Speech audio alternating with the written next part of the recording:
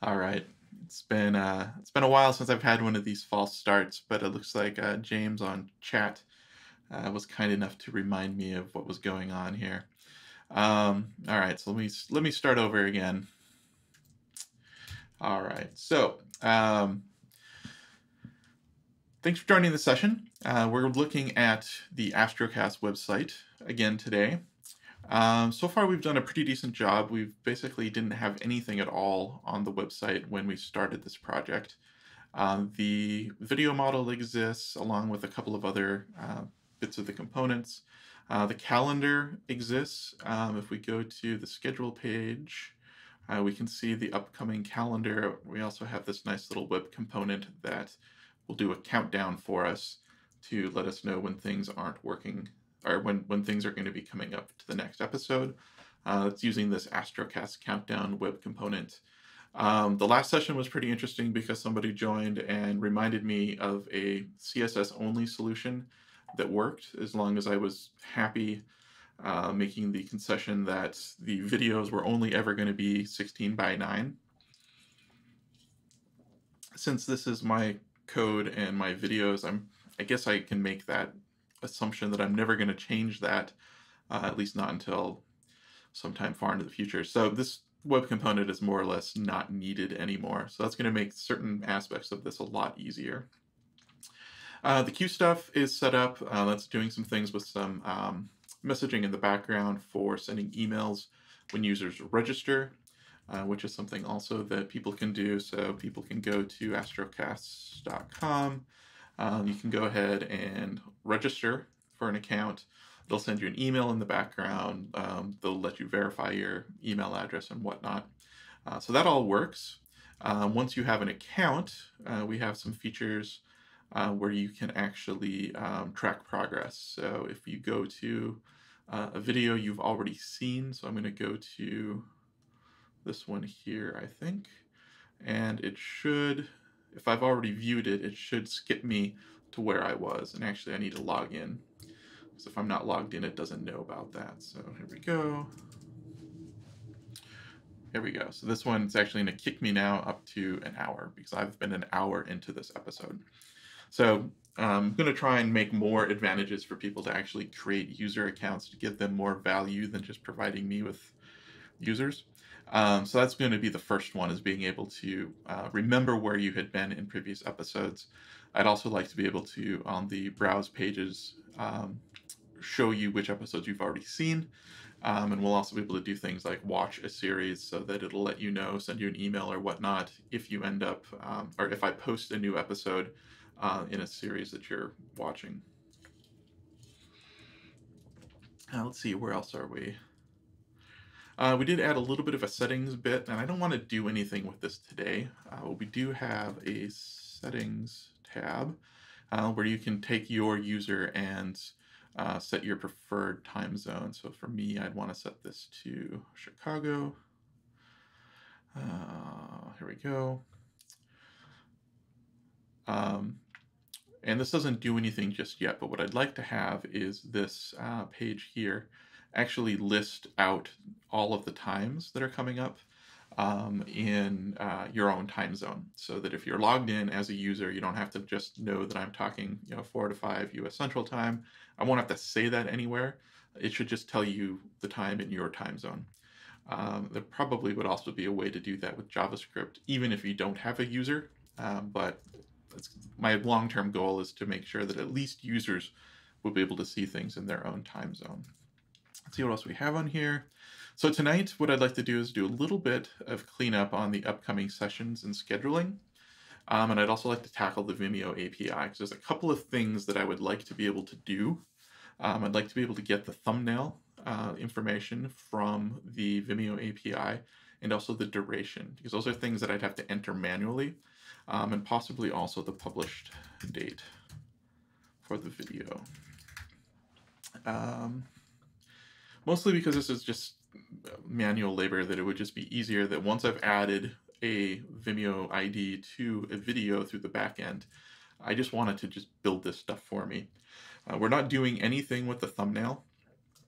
right now, but I'd like to kind of spice up some of these other views with some thumbnails. So if we go to, say, rewriting that podcast, I can see this huge list of episodes. I'd really like to be able to show the thumbnails and maybe be able to show like a little progress meter on each one so you can have an idea of how far you are into those particular episodes. I'd like the schedule page to update a little bit. I'd like to put more focus on the upcoming sessions. Put this bit here where we're talking about the schedule and what the live sessions are. Kind of de-emphasize that because I don't really think that's as important as the actual schedule is. I think this is getting lost right now. Also, the home page has a lot of effort spent on making sure that people can see this first video. And by this first video, I mean, if there's a live session playing right now, it shows it. I think that was super important early on, where I essentially just had astrocast.com. People would come here and that's all they would do. I think it's probably time for me to look at changing this. So this might be a part of cleaning up the upcoming sessions.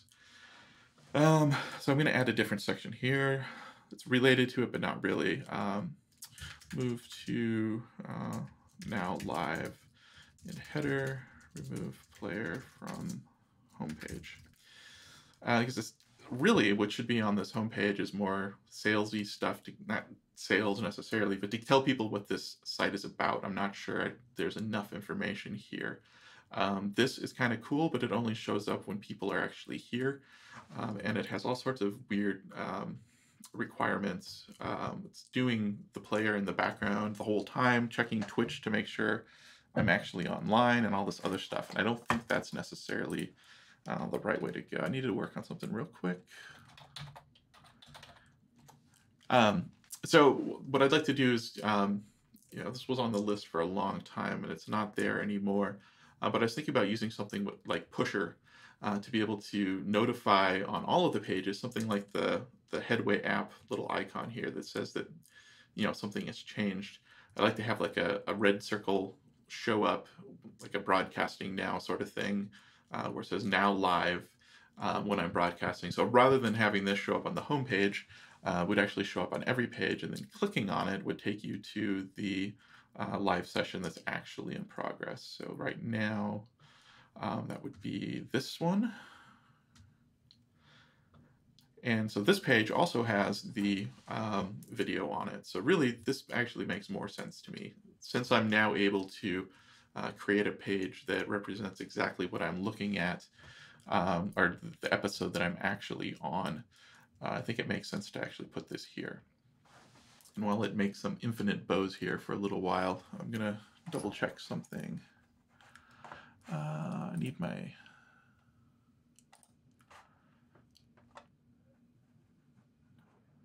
Okay, cool. Just needed to double check something. And also, this is just neat to see. This is probably the deepest I've ever seen this go. Anyway, so that's kind of where I'm at. So I think the first thing that we'll do is do a quick pass at cleaning up some of this upcoming session stuff. So let me go ahead and jump into that.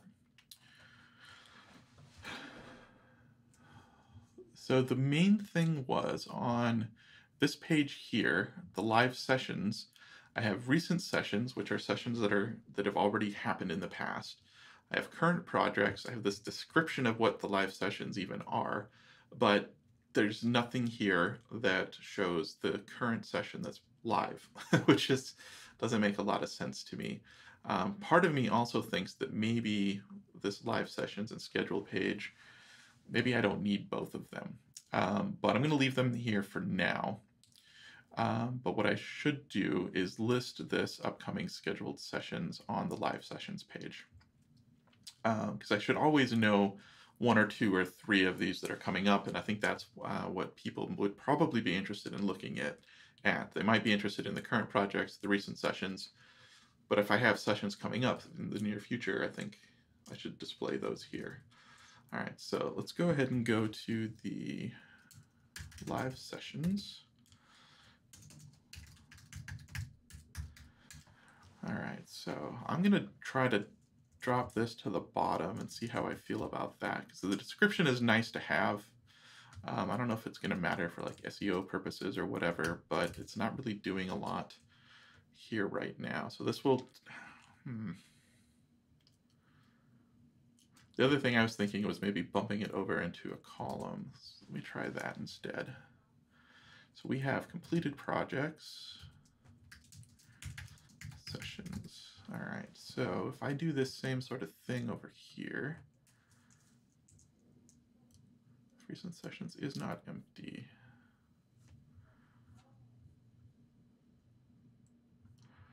All right, let's see if I can do this the same. So PY8, deflex none.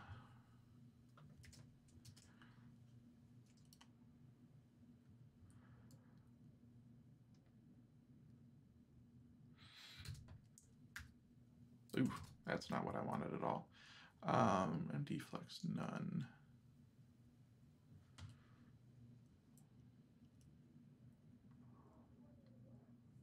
That might be too much for me to try to do right now. I was hoping I could just get this in here. But I don't think that's going to work. All right, so let me drop this off, and I'll leave it at the bottom for now until I've changed my mind on that. Where we have current projects,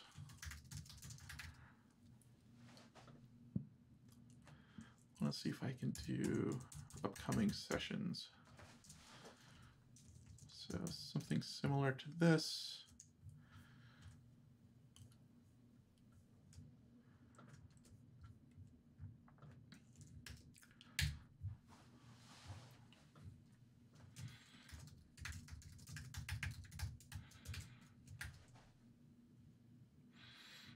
Okay, I think I could deal with that. So upcoming sessions. I could probably show more past sessions. So let's look for live sessions controller.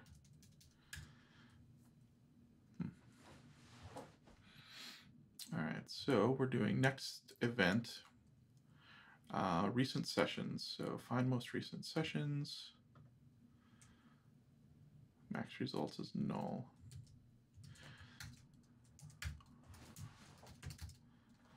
All right, so we're at slicing it here. So let's do 10. It's probably too many. All right, upcoming sessions then should actually look like the sessions, not like the projects. So let's go for upcoming sessions. We aren't going to do anything with an excerpt. I don't think we need that.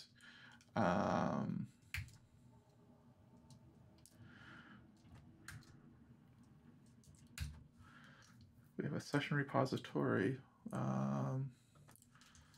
upcoming sessions.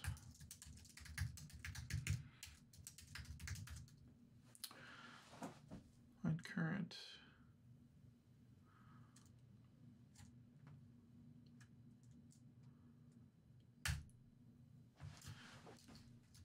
All right, so I'm going to create a new function here. So current or upcoming, I'm going to change this to just find upcoming.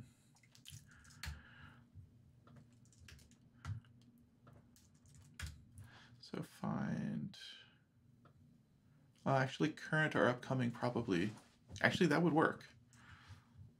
Because that should be anything that is, including the one that's currently playing. So upcoming sessions.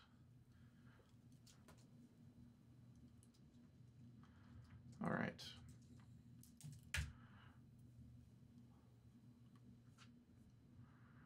Recent sessions is not empty. All right, so if there are upcoming sessions, we should actually do something with them. And we'll do session. And we need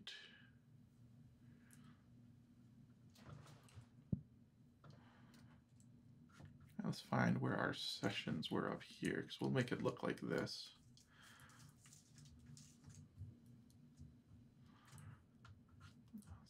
copy this whole article.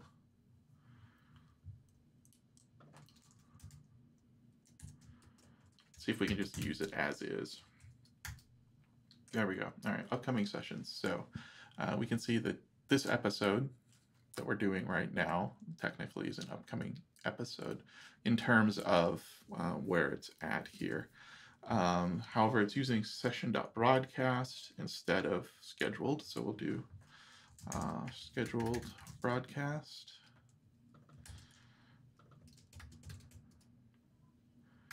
I think that, no, did that not work? Session.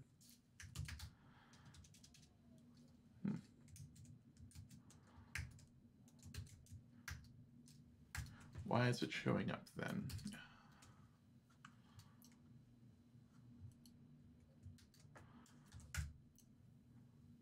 Scheduled broadcast is not null, but broadcast is null. So it should have scheduled broadcast. Oh, there we go.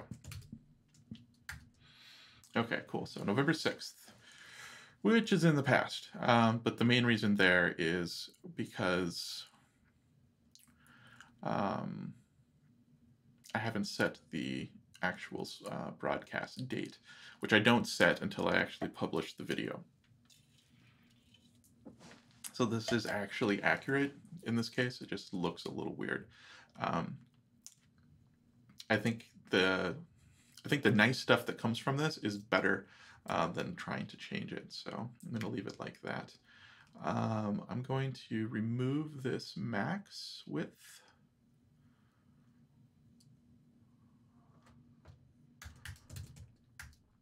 There we go. That looks a little better. So these two look closer, and this is no longer constrained like this is. So this is the smaller column, so I wanted it to be a little bit smaller, but over here I'm totally fine with these. I don't think I'm ever going to schedule upcoming events as much as having a name on them or the project. I don't think I'm going to do that a whole lot. So I think I'm fine not limiting these in any way. And then clicking on these still gets me in where I need to go. So I think that's good. So all of this stuff is fine. Okay, so that would clean up what we currently see on our production site. So let me go ahead and make these changes and commit them as we go.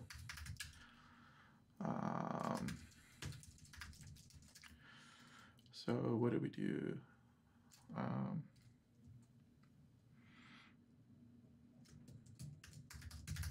Double check. Okay. Move.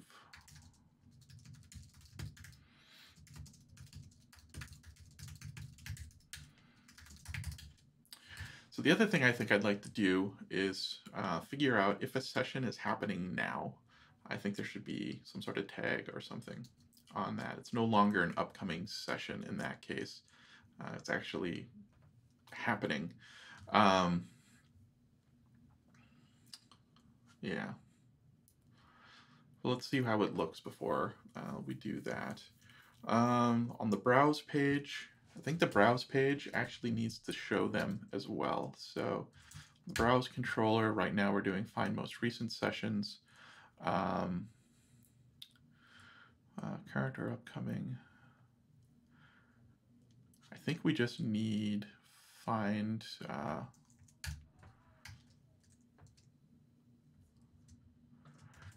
all sessions, but I don't think that's really it, because I think it's find completed or scheduled. So we want broadcast, doesn't matter. So, but we want to make sure that scheduled broadcast is not null. I think that's the main thing. And then we also want to see stuff that is in the future. So let's see what this one looks like now.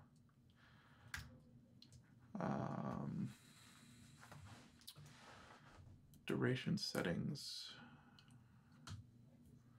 So that's not on here. So scheduled broadcast. Oh no, we're scheduled broadcast is not null. Oh, I didn't change the here. There we go. Okay, cool. So now we're actually showing stuff that's happening in the future. I want to now go to the browse and say, I think we want to highlight.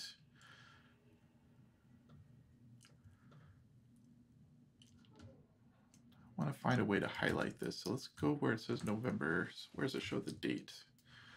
Session. So if the session broadcast has already been done, so we're already showing the broadcast date separate from the scheduled broadcast date.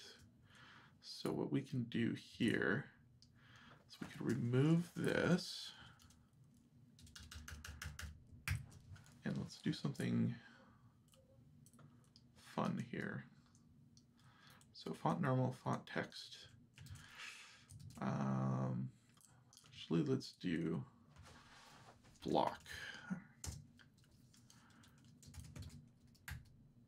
Okay, cool. Now we can do margin top, say 4. Font normal,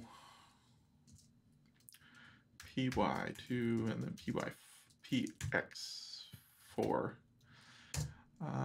Rounded, and let's do text color white, and background brand bright. Let's see just what it looks like first.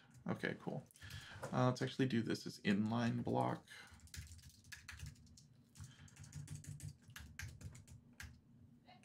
Oh, no.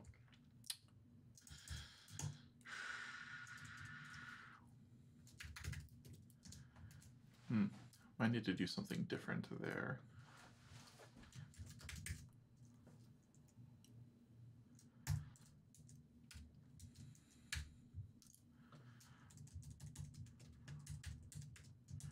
Here, let's try this. Block. Now we can do inline block. Since it's using the header font, my header font on here is a little weird. The padding is off on it, so I'm going to switch this. I thought I did font normal, font text, font normal. There we go. So this gives you an idea that this is coming up. I probably want this clickable, so we could actually make this clickable to the episode, or to the session rather.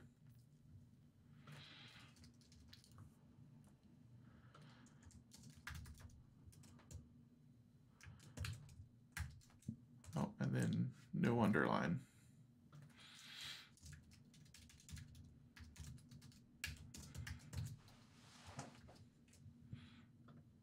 Cool. So then it would take you here, which is good.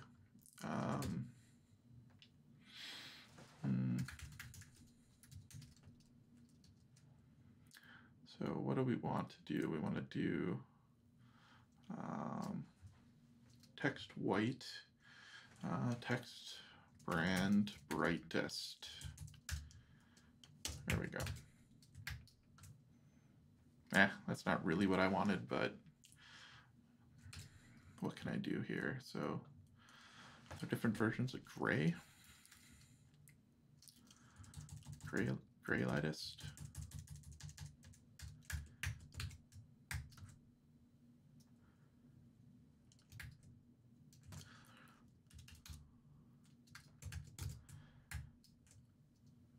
I don't think that's doing anything, is it? Oh, it's LG. I don't think that would really matter.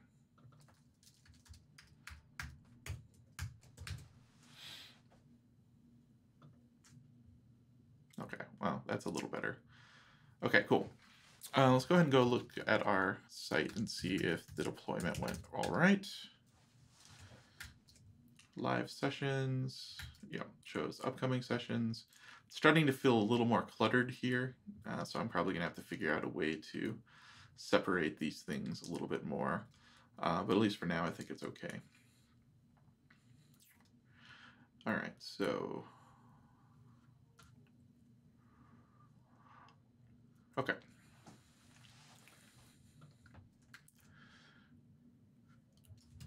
Let me launch this.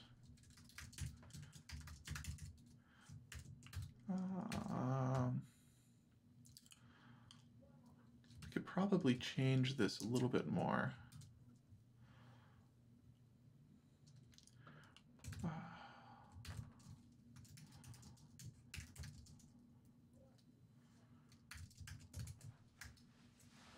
There we go.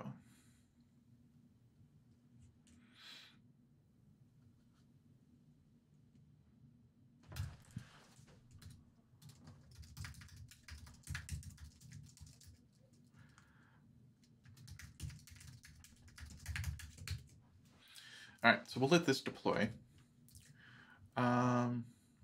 Browse is going to show this, live sessions. I actually want to do this same thing here. The same way, so upcoming sessions.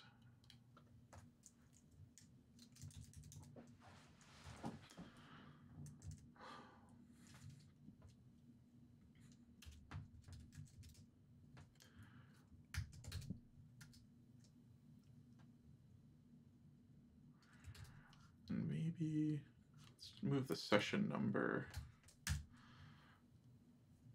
up here.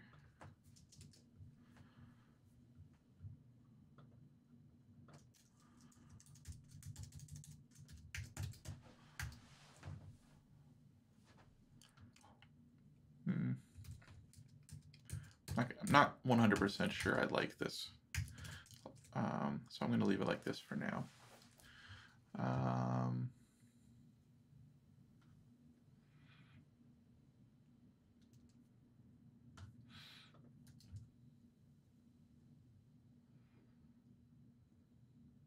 Okay.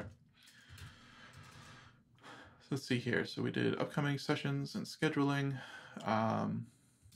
We didn't really do anything with the schedule page.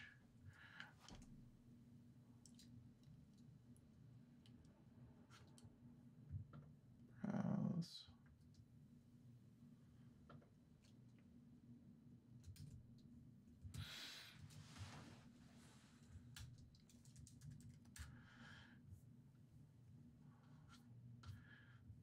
I think I'm going to change my mind on this. I think this is going to go back to the top.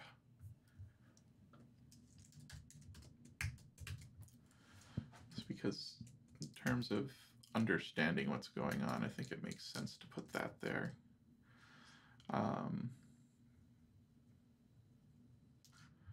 Schedule.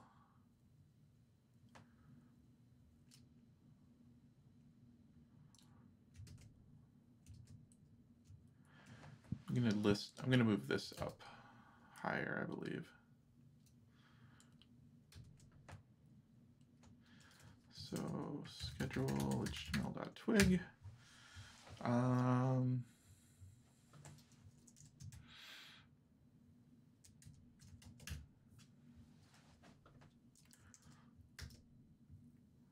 That was actually py16. Let's try this and see what it looks like.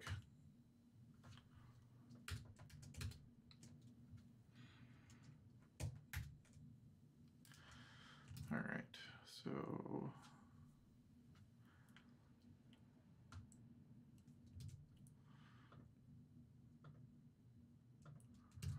what does live sessions have? It's 8.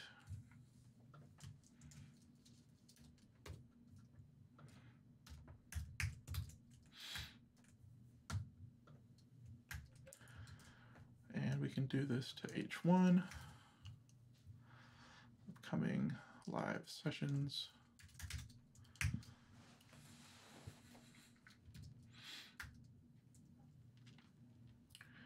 I'm going to go in and change the page. So session to change this to now, so November 8th. And I think that should make it show up here. Yeah, so November 8th, 4 p.m.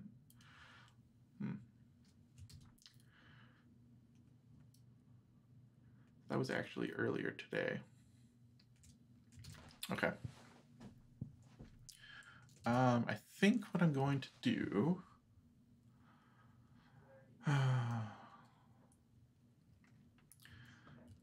if there's a session, I should display it like it is on the live sessions page.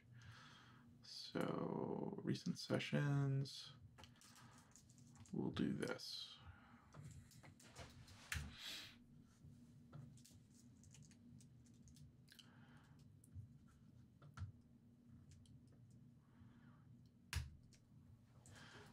I'll do it as a div. Oops, session doesn't exist. Ah.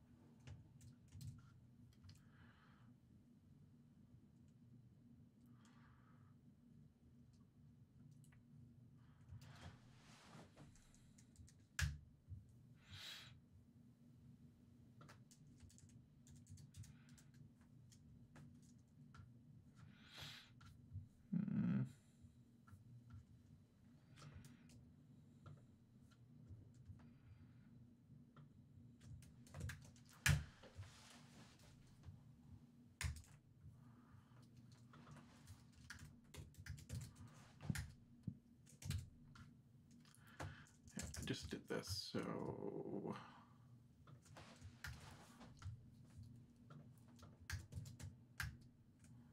okay. So now I need to change the sizes, MX Auto.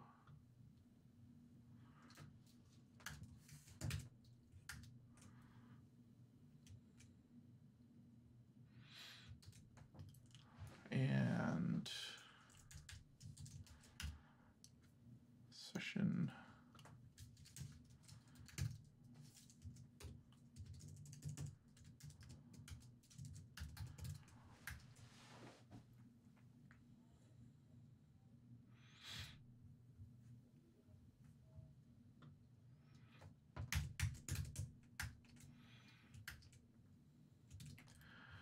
we don't need any X padding here.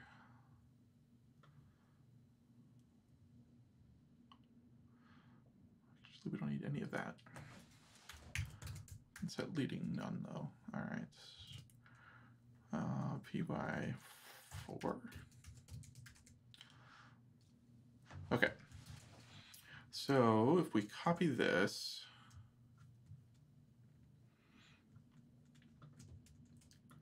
and instead of session, we'd use event.start. So we can remove session number entirely because we aren't going to know it. We don't know the link, so we don't need an href.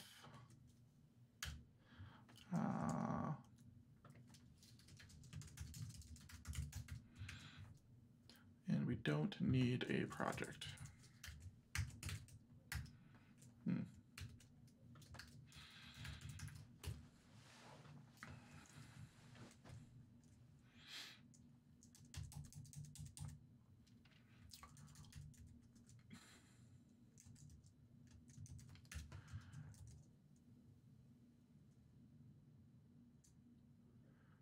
Be announced. What was? We don't need the session number, so we can remove this. Actually, it can just be this. And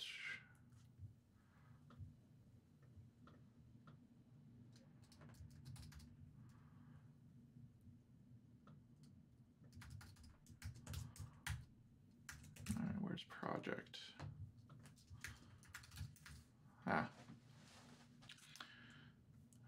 That's an href, so let's change this to a span. Remove the href.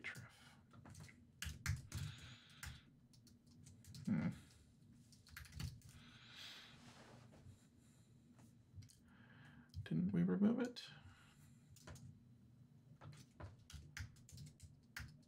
All right, to be announced.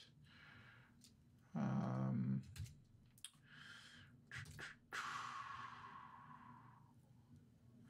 don't like that. Let's see here.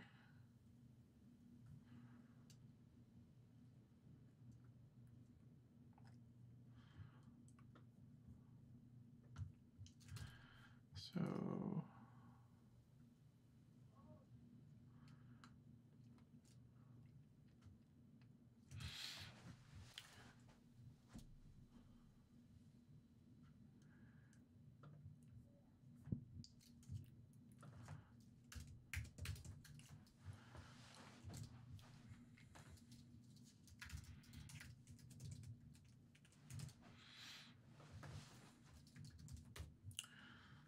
oh, that's the problem. Oh no, that's fine. Ow.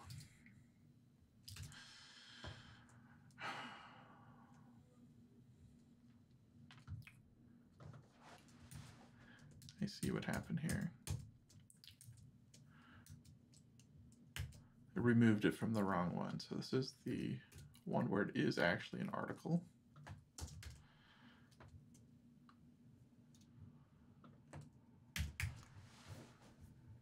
This one is not. So this can be a span without an href.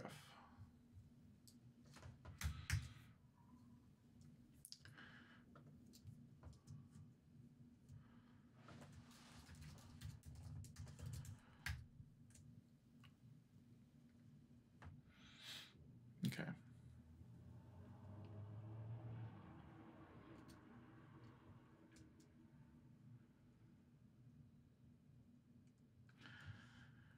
I wish this weren't here though. I don't think that should be showing still.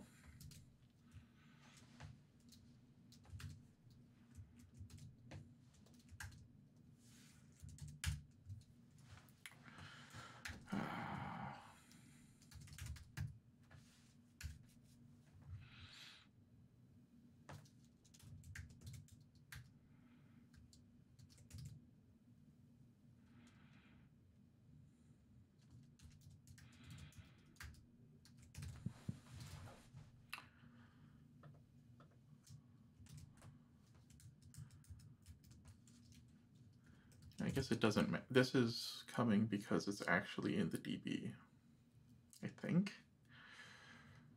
No, this should be coming from the iCal. I'm not sure why. Next event start. Events.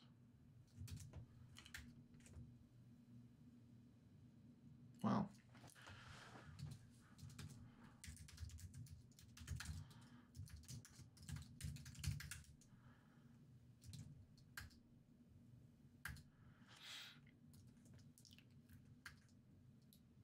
All right.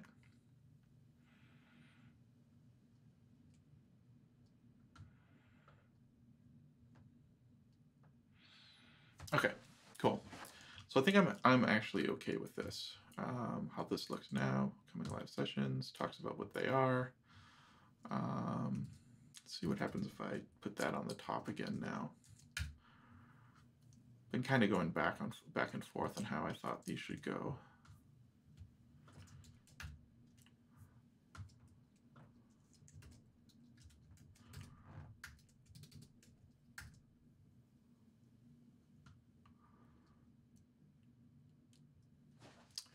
I think this is probably good. This is useful in showing people what's coming up. It's useful in letting people get to these actual episodes when they're live. If I go to live sessions, same thing. If there's something going on right now, will show up. Browse shows the same information. So I think that's good. So all three of these have an easy way to get to the current one, yet they all have their own specific purposes. So I think I'm happy with this.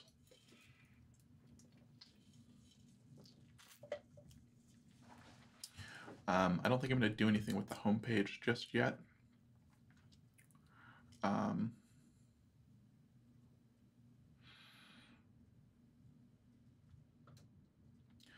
Yeah, I'm going to leave the home page like it is for now. So I think we can consider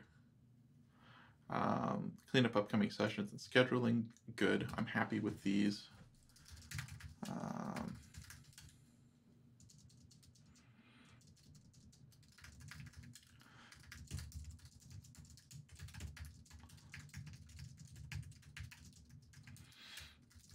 All right, so I get those deployed.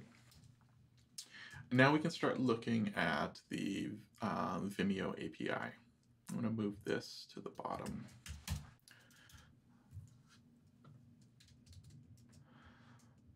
All right. So the first thing I think we need to do is get the actual SDK installed. So let's go for Vimeo API. From what I'd seen, it looks like there's a Laravel implementation already. Don't really need the Laravel one. I'm just going to use the plain PHP, I think. I'll require this. So we need the client ID and the client secret for sure.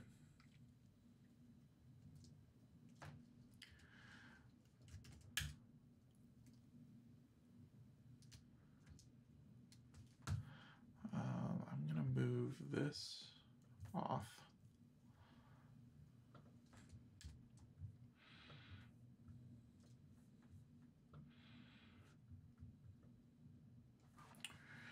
All right, so that's installed.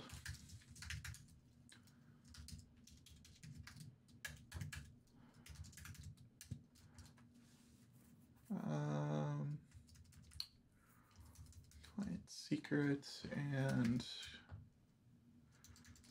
token. Let me double check here. So we need the client ID and client secret. So I don't have that yet, and I will get one shortly. So let's do. These are the values we're going to need to track. So these are going to have to be in our env file. Let me open this up here. So I can get I want to get this configured.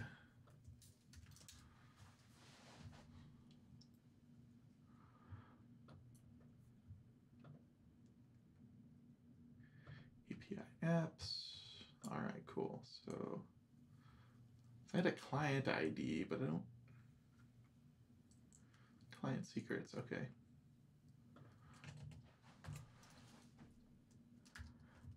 I also generated a personal access token because I'm not sure that I actually need it, but I don't want to have to go through the OAuth dance just to be able to view my own stuff. So they let me create a personal access token, so I might be able to just do it that way. So we'll have to double check and see. Okay, so Vimeo SDK is installed. Let's go ahead and open up our services file because we are going to have to do some stuff here. So let's do Vimeo dot what?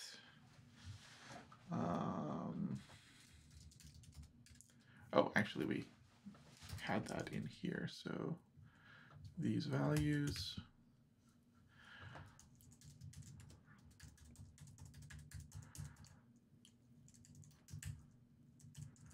So env.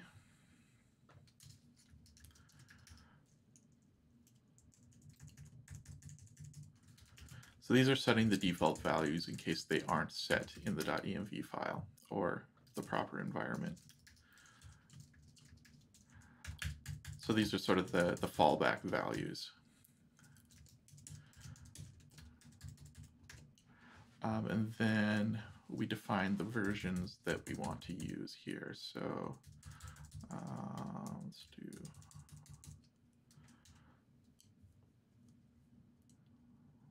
copy these. And then we need to use this weird funky syntax to access them.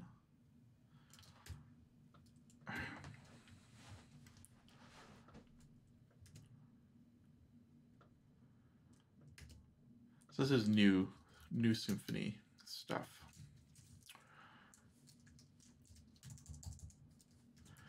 That most of it was driven by the desire to work with read-only environments where you really only have access to like environment variables to configure things. So they made a lot of changes to be able to support this kind of thing a lot better. Personal access token.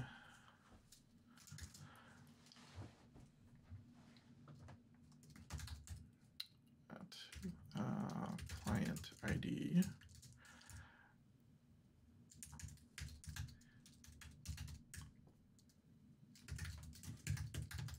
All right, so in theory, since I've configured this file elsewhere, that .env file has the correct values in it, we should be able to use these as we need to. If we look at how we need to configure it, let's see here. So if we want to create a new client, where was it? Here. So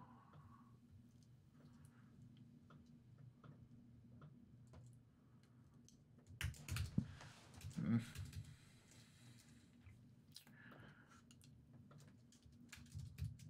right, so when we want a Vimeo instance, arguments,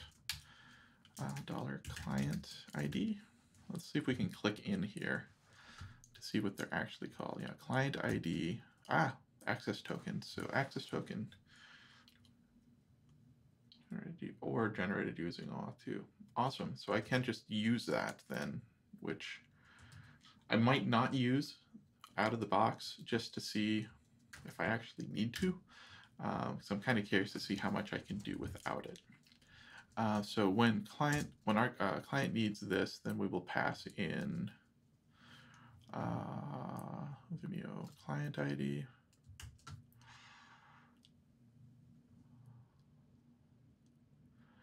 I don't actually remember how to pass this in.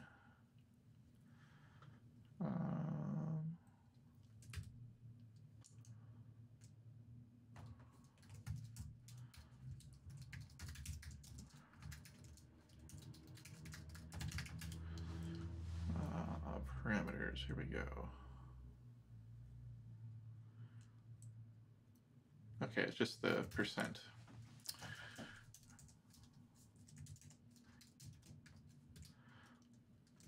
Okay, so client IDs gets Vimeo client ID, and then client secret gets Vimeo client secret.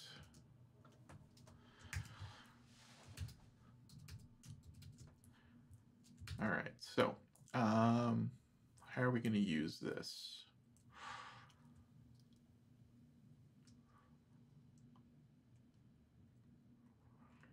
I think anytime a video gets updated,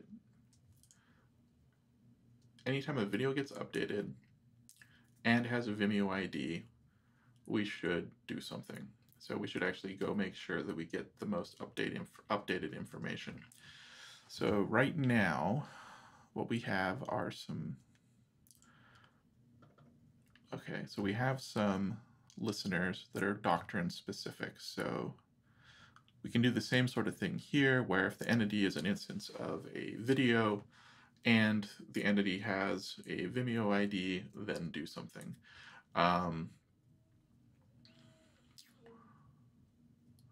Yeah, let's go ahead and do that. So the thing that we're going to also do are these message things. So right now we have messages for handling events. So user registered event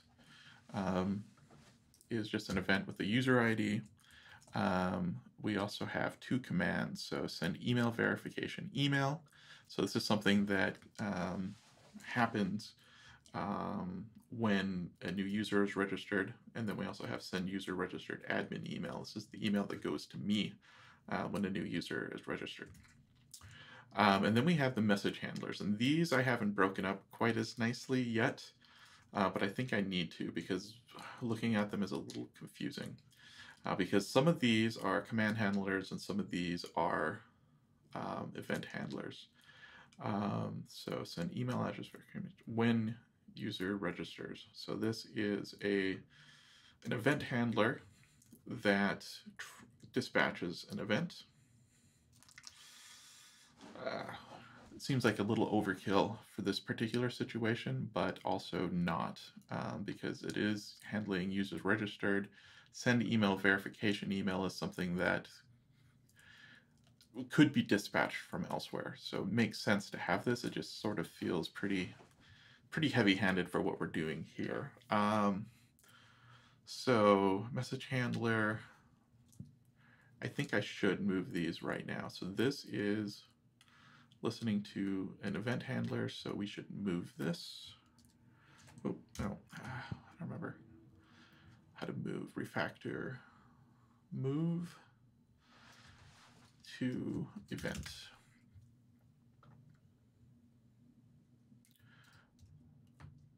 All right, so event handler, when user registers. So this is the other event handler.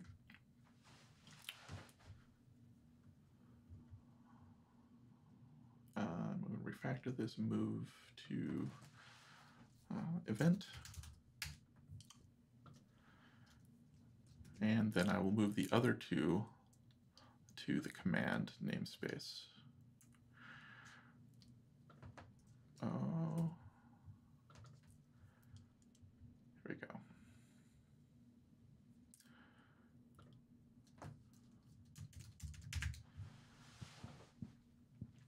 This way, at least it's easier to look at these and know what kind of thing you're looking at. Otherwise, you really don't know, and the names are getting very weird. I don't really want to take the time to make those better at this point, so I just want to move them for now. All right, so what we have now are command handlers. So the idea being that we want to have an event listener that will look for Vimeo changes. So let's do, I can't use maker bundle for this, so at least I'm pretty sure we can't, because this is doctrine. Yeah. So event subscriber. How does it get this? Okay, that's what these are. Okay, so project Slugifier. I'm going to copy all of this, I guess. And we're going to call the new one a Vimeo, no, video Vimeo listener. Okay.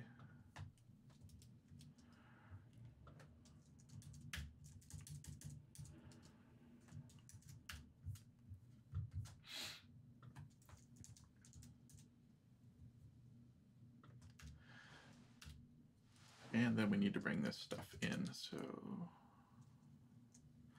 this is doctrines. We don't have Slugify. We're not using that. We're going to be using the Vimeo. Well, we're going to be doing something different here. So pre-persist, pre-update. We're doing the same thing here. Anytime we either create it for the first time, I don't know which one of those I want to do. Which one is it? Common persistence. Okay.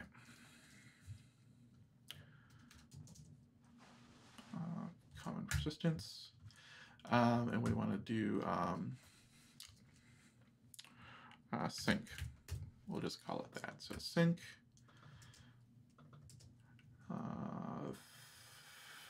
it's not an instance of video, return if not entity get Vimeo ID, return. So we want to make sure that it's an instance of a video and it's actually a Vimeo ID. It has a Vimeo ID. If it does, then we want to run a command. So we aren't going to do anything to the entity directly. Instead, we're going to issue a command. So the command we're going to issue is, let's call it sync Vimeo, sync with Vimeo.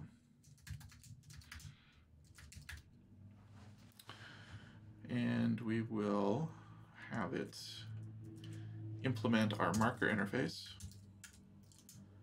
for a command. The idea there is that you don't really need to do this. If we look at this interface, it doesn't have any implementation. So its whole idea is that it's going to mark this class as an instance of something. And the way that we were using that, or the way we could eventually use this is, let's see, is it up here?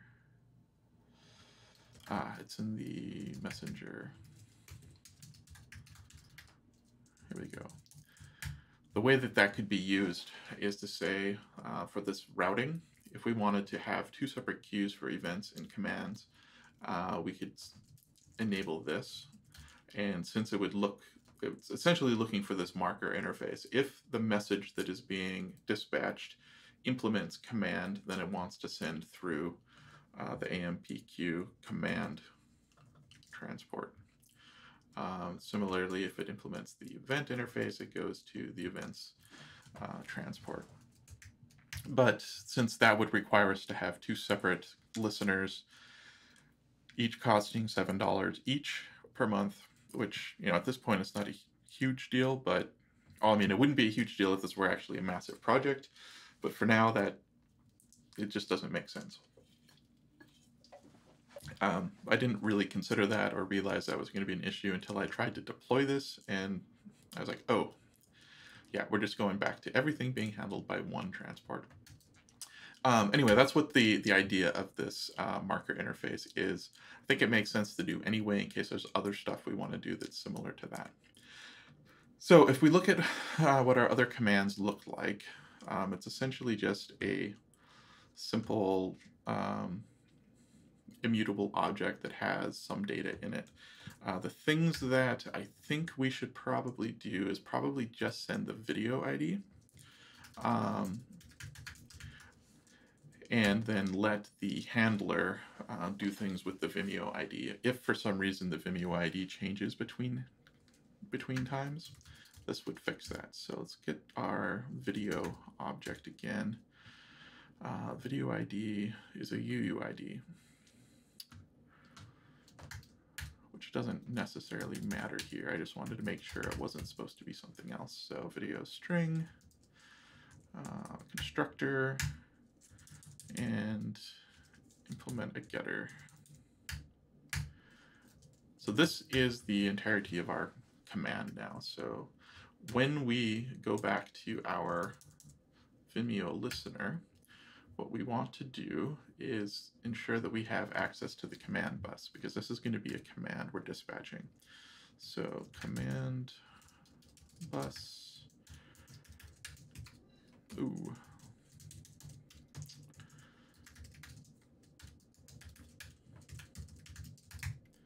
There we go. So we're going to give it our command bus. We're going to inject it in the constructor. What's going on out here? Okay. And then down here, the only thing we need to do is dispatch a command. So dispatch new sync video with Vimeo, and we'll do entity get video ID, which will be the UUID for this object. And that should be it. So anytime we update an object like this, it should go through just fine. The downside to this is that we could end up doing this multiple times. I don't know if there's a way to like debounce rabbit and queue, debounce, flow control, speed of connections, public too quickly.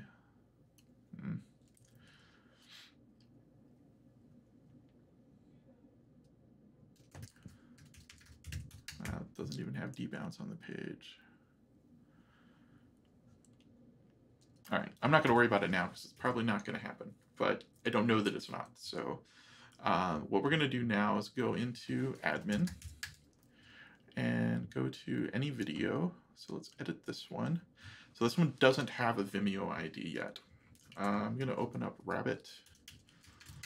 I don't remember what the Rabbit is. Is it this? I think so. Okay, so cues, Astrocasts default. All right, let's see if something happens here. So I'm going to save changes. I'm going to call this A. And this shouldn't actually cause any changes to happen. So we don't see that. Go back in again. Let's get one that actually has a proper Vimeo ID. So let's do this one. Yes, leave that site. All right, now I'm going to add a Vimeo ID. And if everything's working right, we should see something show up in our queue here.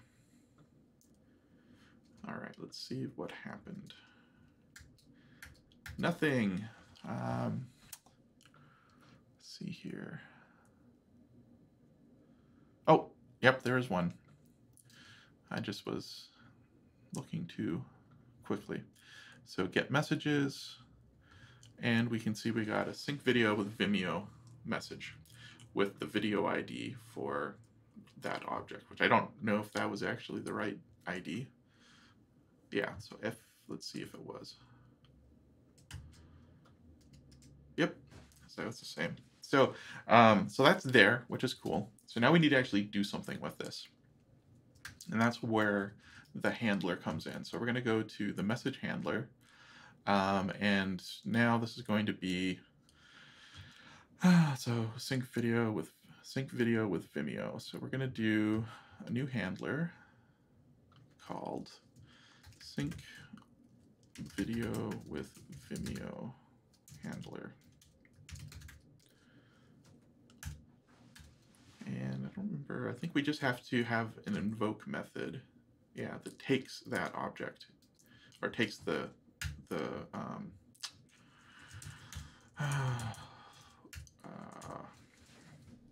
command. So let's do implement invoke sync video with Vimeo.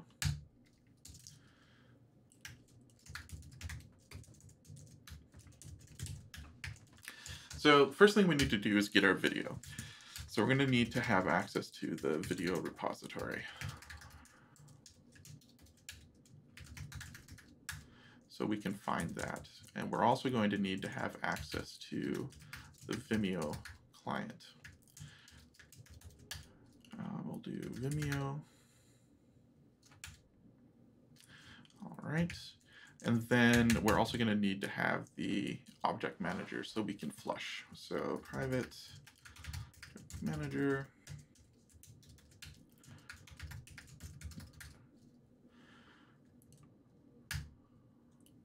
All right. So let's get all of these things in our constructor. And now we can do stuff with our invoke. So video repository, we get video equals this find by ID command get video ID. So this should get our video. Vimeo ID equals this Vimeo. Oh wait, no. Well, we know what the Vimeo ID is. Okay, cool. So what can we do with this Vimeo? All right, so we can get token. Okay, so let's see what we can do with this object. So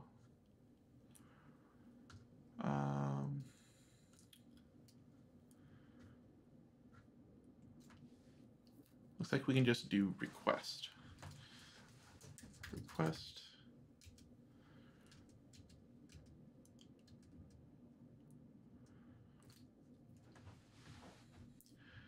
Okay, so it takes the parameters and the method to use. All right, so let's look at the API and see what we need. So the API reference, we need videos. So I think there was an endpoint just to get a video. So get a specific video. So we want to do get videos / video ID. And let's see how they have us do that.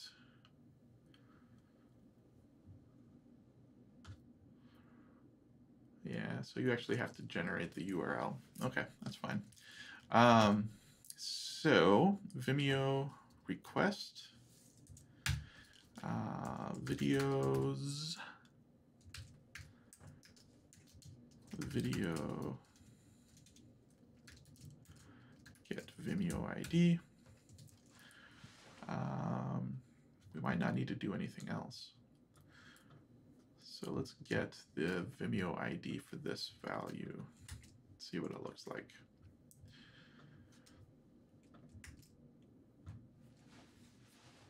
Okay, so we get the URI, we get the name. So one of the things I was thinking about was automating this process of adding sessions and videos.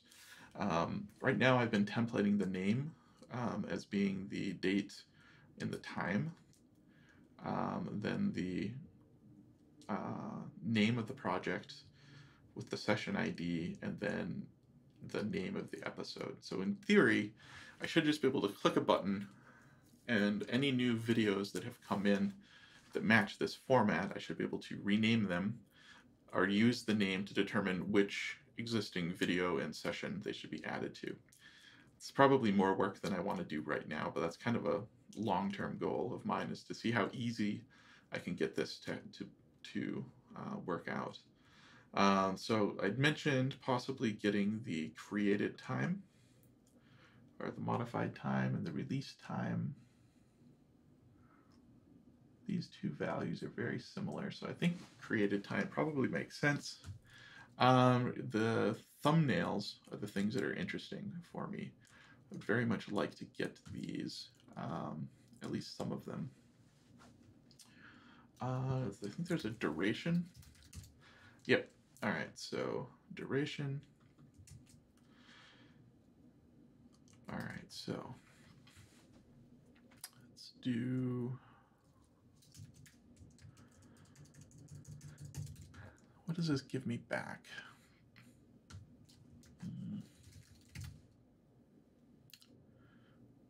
Okay, so response body.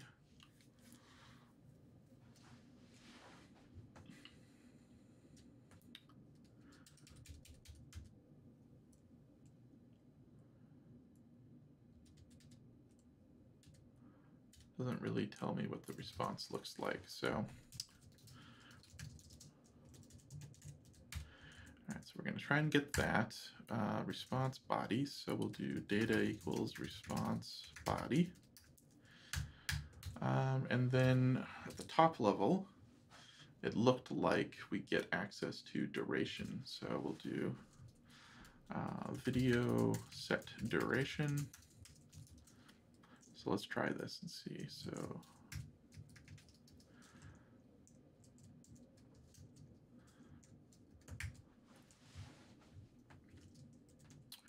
let's just try this one. If we go into video itself, we should add duration. It should be an integer.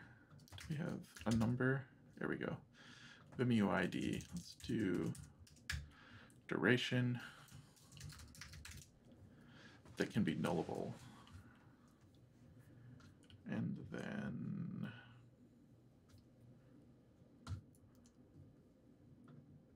some setters and getters. All right.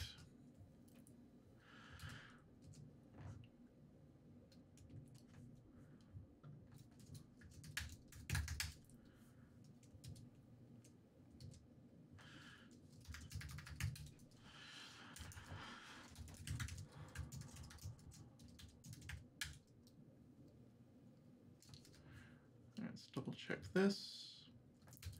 Make sure it's doing what we expect. So it's adding a duration field, it's an integer, default null. Okay. That's pretty much what I expected. So let's migrate. All right, cool.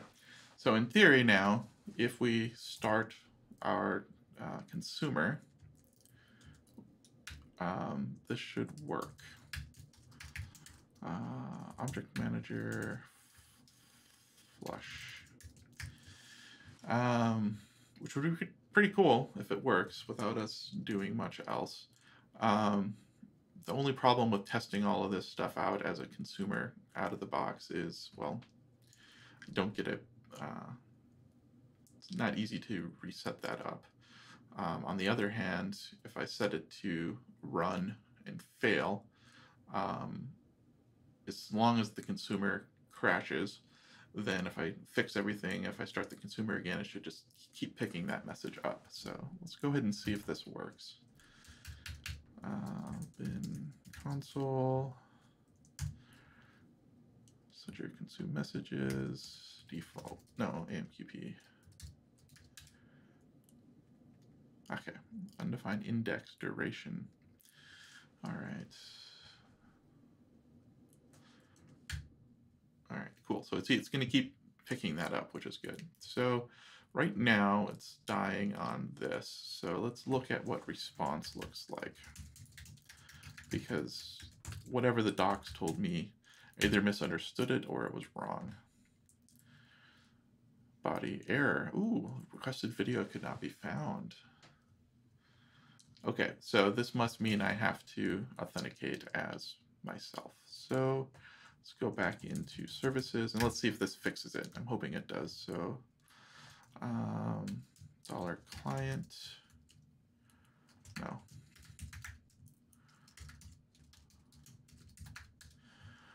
What was it called? Access token. Okay.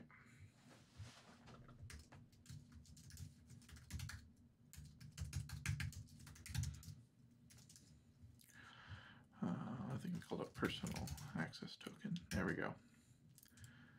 Let's try it again.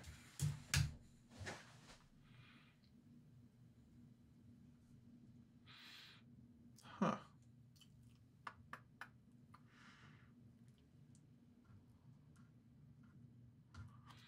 All right.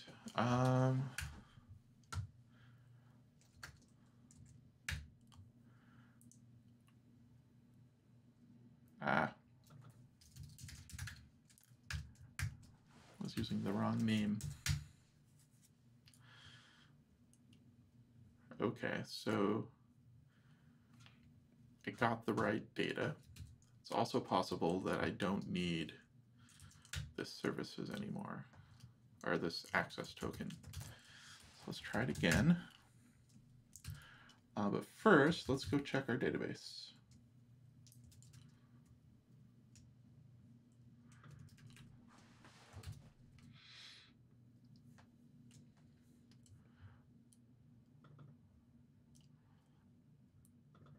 Because there's this new duration. It did set the duration, so that worked, which is awesome. Okay, so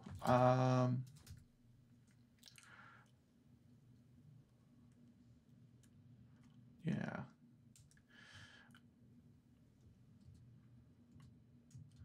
Let me try going to one of the other videos. So let's do this one. Cal 2.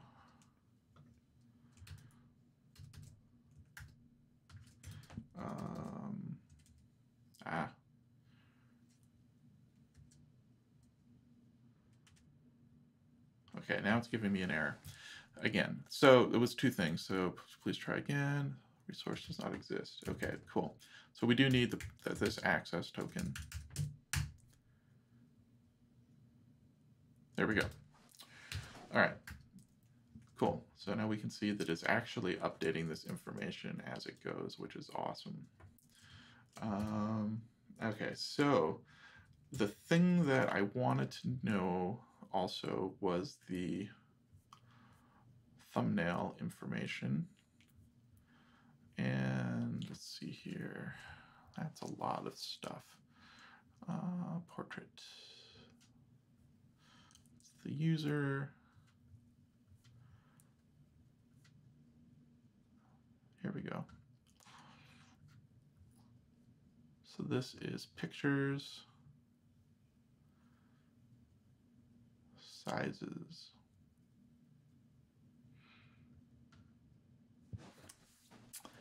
All right, so I'm going to intentionally die so that I don't actually handle these messages anymore. Data, duration, and then we were looking at pictures, sizes.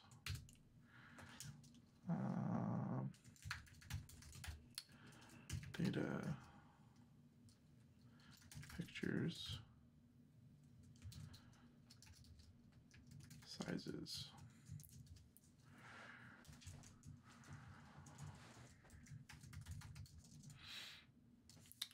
All right, so what I want to do, map with keys, because that's what I always want to do. I don't know why this is something that is extra.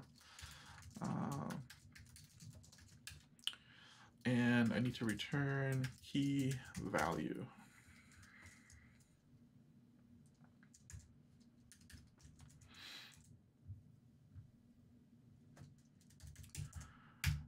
And let's do size, width by size, height.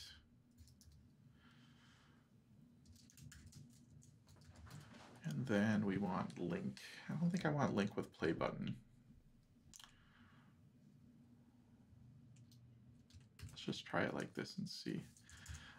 Size, link, and then print our sizes. So I think I really only want the 1920 by 1080, but it might be nice to have some actual thumbnail sizes. I just don't know which ones I want yet. If we start doing this, and let's edit this. All right, so it died, awesome. So these are the sizes that we get for the thumbnails. So doctrine ORM, associative array. No.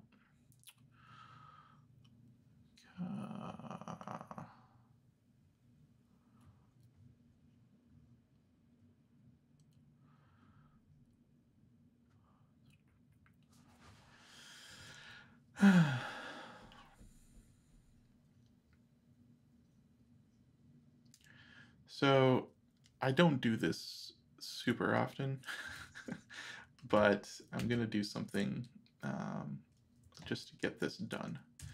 What I'm going to do is store a new column. Is this it? Yeah. We're going to call this new column thumbnails.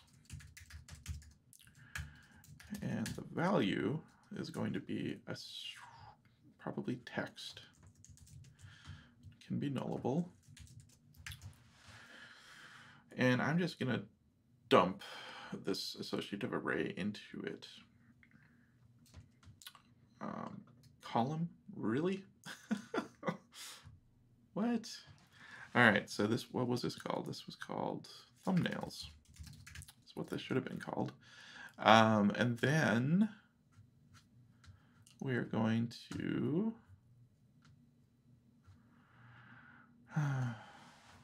do some setters and getters. And the thumbnails is going to be a serialized string.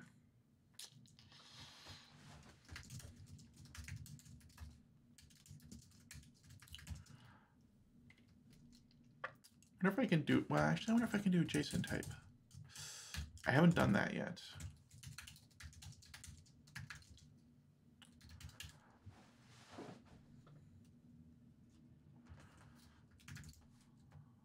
JSON.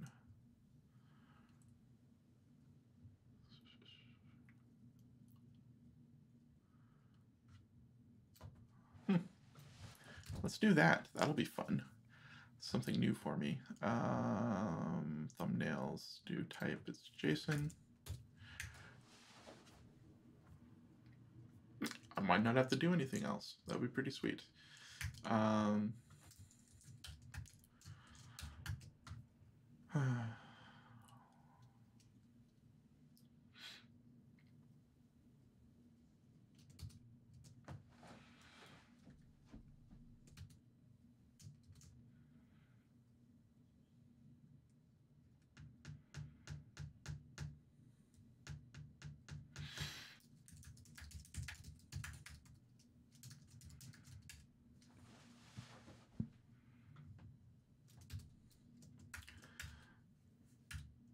All right, so it's going to add thumbnails, JSON. All right, let's just call it good. Migrate. All right.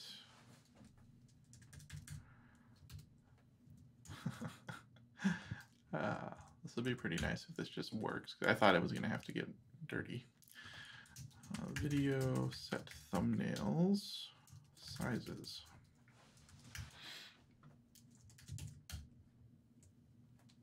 Let's just try it.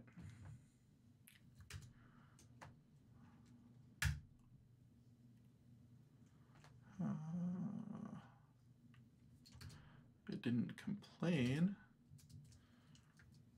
and it works.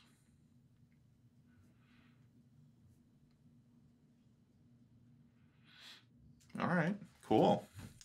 So I'm going to add another twig extension, I think.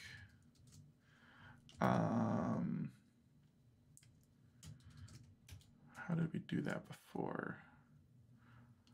I said another twig extension like we'd done that already. I don't actually know if we have. I think that might have been for another project. So let's use maker bundle just to get some help. Let's do make twig extension. The name of it, let's do Vimeo thumbnail extension. Cool.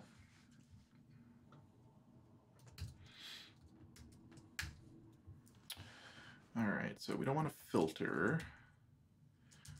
We want a function. And I guess we can do it either way. Now, so function name, let's call it Vimeo thumbnail. Let's do Astrocasts video Vimeo thumbnail. And let's do, I guess we'll just call it do something.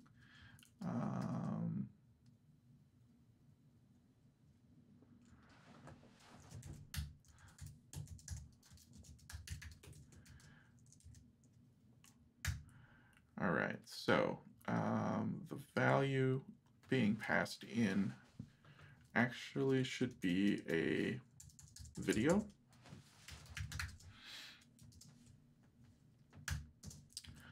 And if get thumbnails, so if it actually has, well, if it doesn't have it,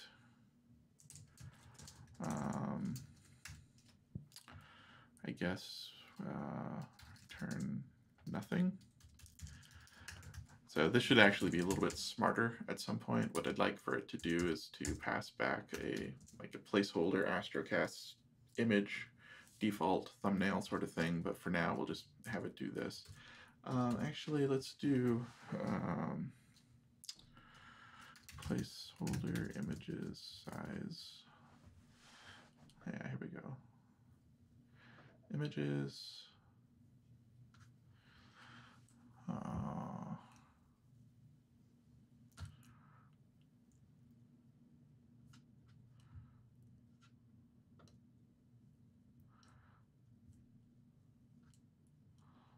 All right, let's try that.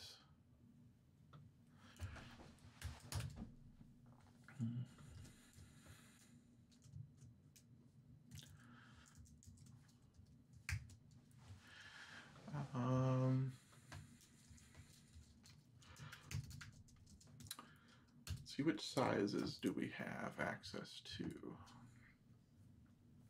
The default size should probably be on the smaller end. Let's see, where are they at? Width and height? No.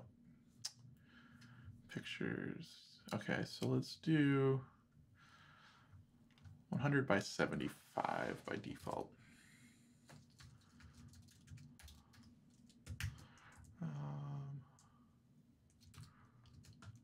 Let's see what this via thing does. Specify the size after our URL. All right, let's do too big of an image. Yay. 150 by 150. 200. There we go. Okay, so width and height. So we can actually specify that. So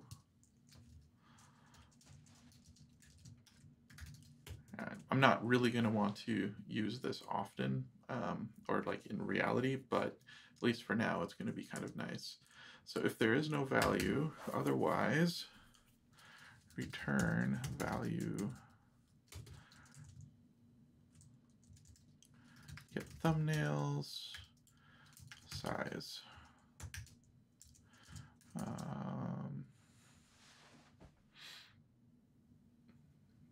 I guess also here.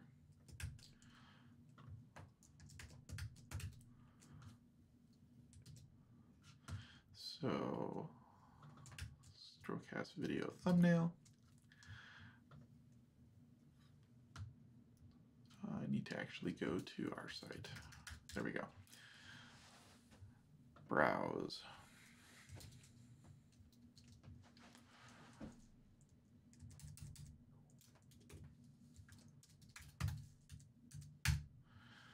Okay, so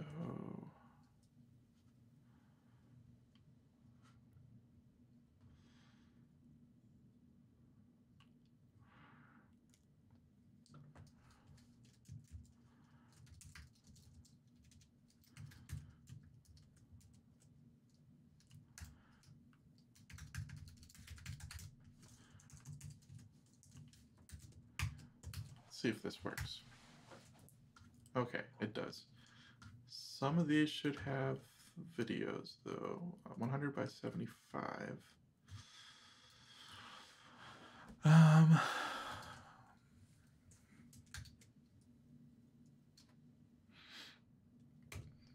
Right? I thought at least a couple of these have 100 by 75. I guess it's just one. Which episode is this? Duration, settings, and scheduling. Oh, you know what? That's this one. Awesome. All right, so let's go ahead and edit something else. Tailwind CSSA.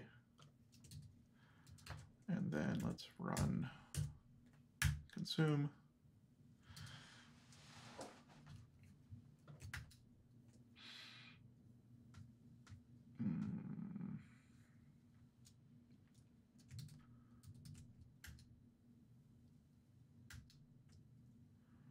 Oh. That time it didn't do it.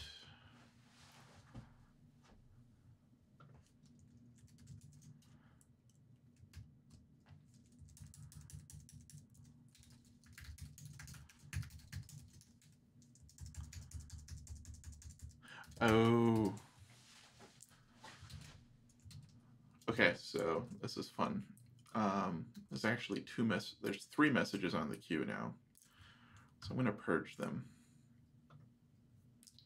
So I kept doing the first one over and over, and that first one doesn't actually have something because I keep dying. So let's go here, remove this again. This should add 1 message now on the queue. Right. Yep, one's ready. Get message. All right. process. Okay, so now we should have one more that should have a thumbnail. There we go. There we go. Nice. All right, now let's do sync video with Vimeo handler. Let's tell it which one we want. 1920 by 1080. I think that's what I get to do.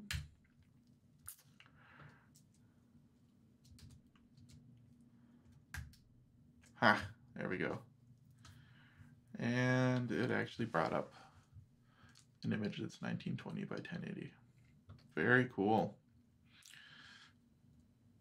All right, so I can do some fun stuff with this, I think.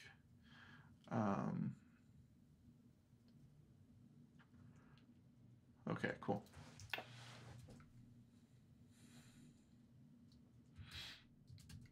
So I can have this sync video handler thing no longer print things, because we have the data that I actually wanted out of it for now. Oh, no, I don't. I have, I want to get the date. What was that value? Looks like there's a duration, language, height, created time, or maybe release time. I don't know what release time is supposed to mean.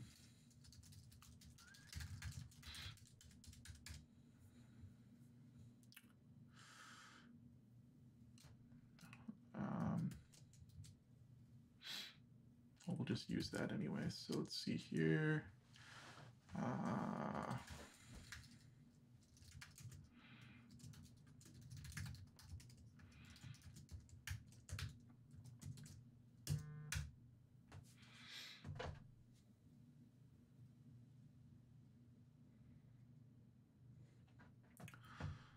Okay, it's an error. No release time. Okay.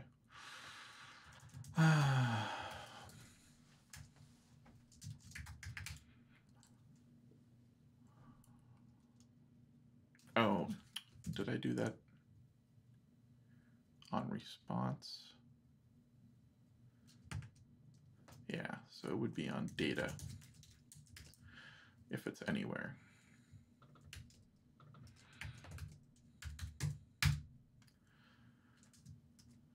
Okay, so it did get this. It looks like it's not coming as an array, but or it's not coming as a datetime object, but I guess that's probably to be expected. So what I should be able to do is set published date, new date time, $data. Why did I delete it? Release time.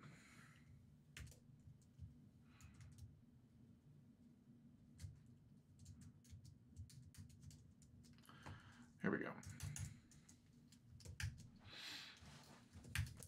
So the release time, or the published date, was 2018. I don't actually have it. I don't think this is a date time.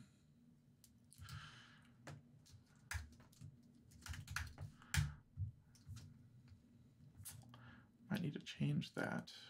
Column date immutable. Published.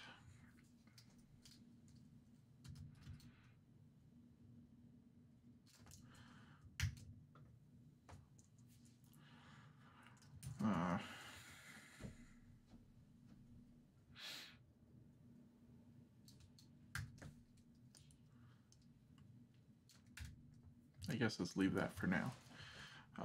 This should be a date time immutable.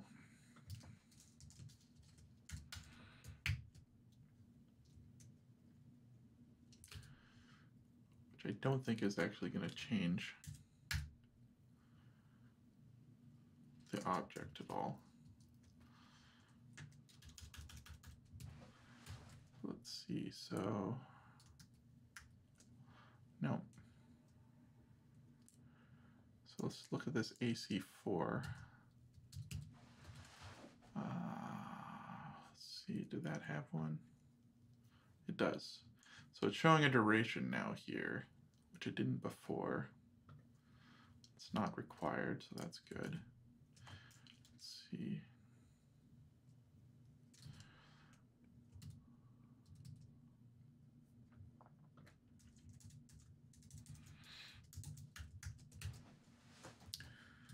So AC4 has no published date.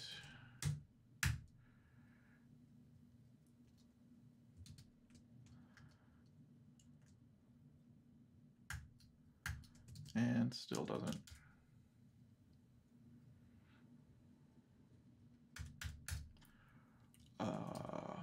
What? How many messages were in the queue?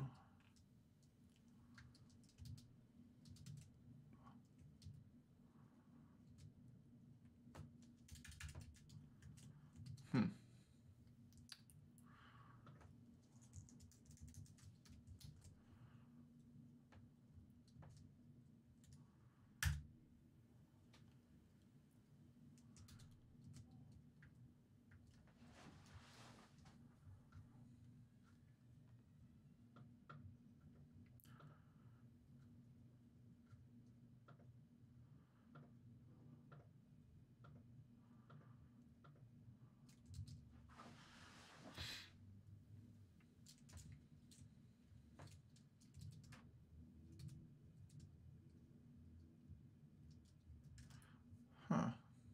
Not sure exactly what's going on here, so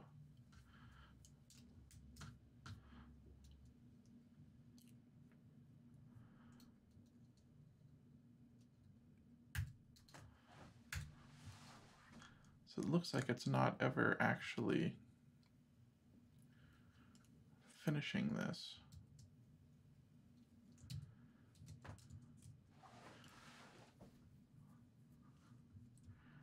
Yeah, this actually probably hit our threshold. Status, headers. No.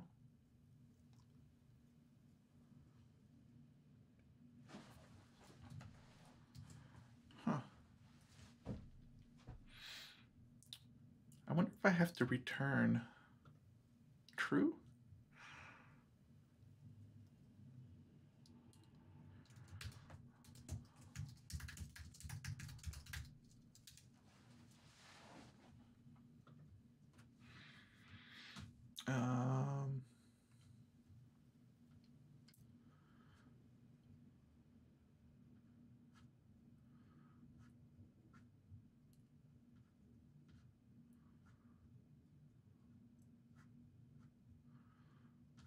Message, multiple buses.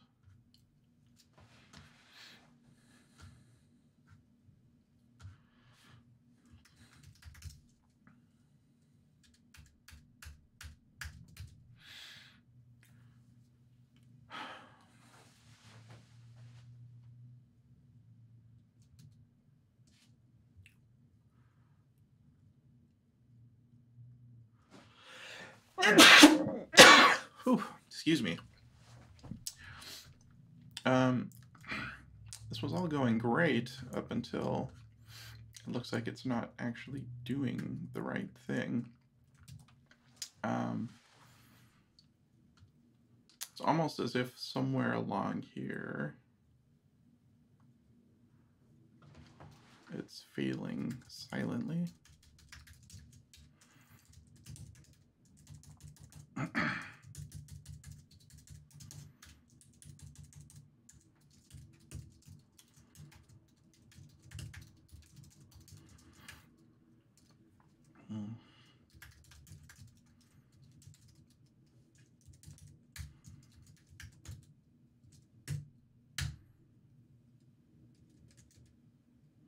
Well, now it's just failing. 47. data pictures.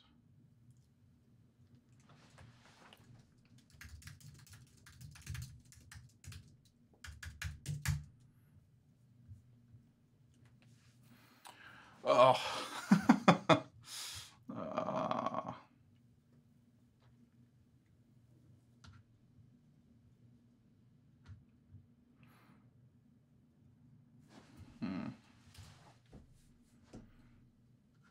Well, we might be stuck on this for a little bit. I'm thinking perhaps there must have been some sort of error in here.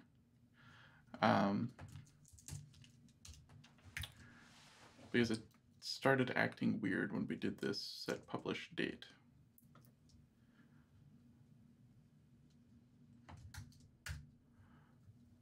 And was fine before that. So I'm wondering if it was throwing some sort of exception in here and silently catching it somehow, which caused it to not act the message.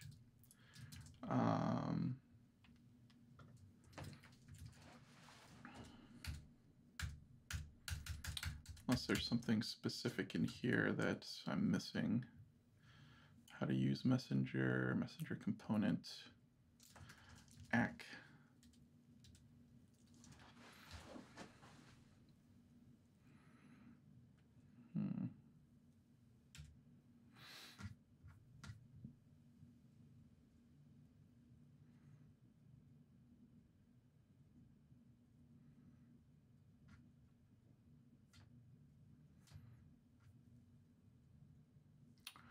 All right, well,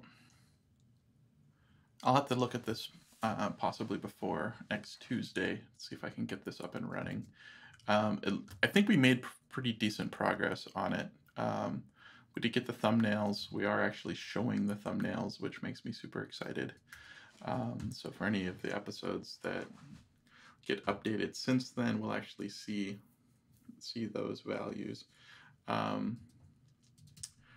But until they let me actually start sending messages, again, it's going to be a problem. Oh, I managed to, if I'm reading this right, I managed to burn through a lot of requests in a short period of time. I don't know what time that is. I think that's tomorrow. Wait, well, what's the date? What's the date today, I guess?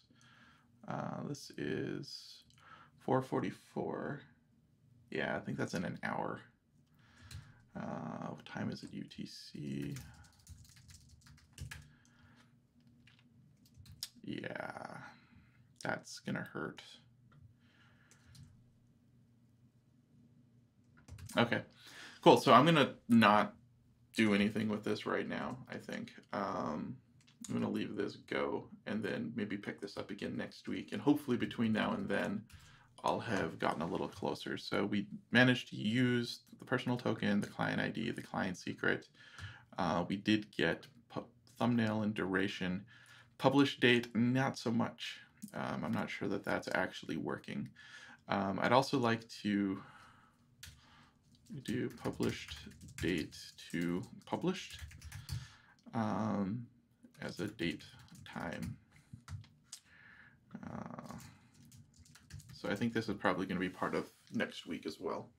So yeah, thanks for joining tonight. If you have any questions, send me an email. If you want to sign up and try out the progress tracking, that would be awesome. Feel free to give me feedback. Thanks again, and I will be looking forward to seeing you all again next week. Thanks. Bye.